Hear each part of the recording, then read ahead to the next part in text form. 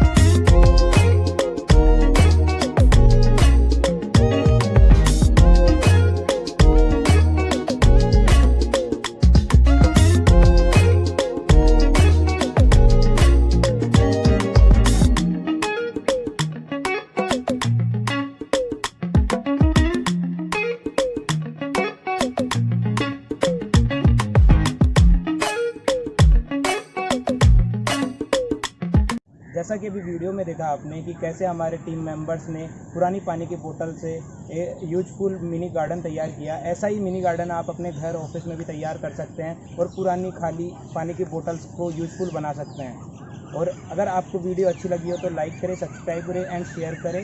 और अगर हमारे संवेग के साथ आप जुड़ना चाहते हैं तो लिंक डिस्क्रिप्शन में है।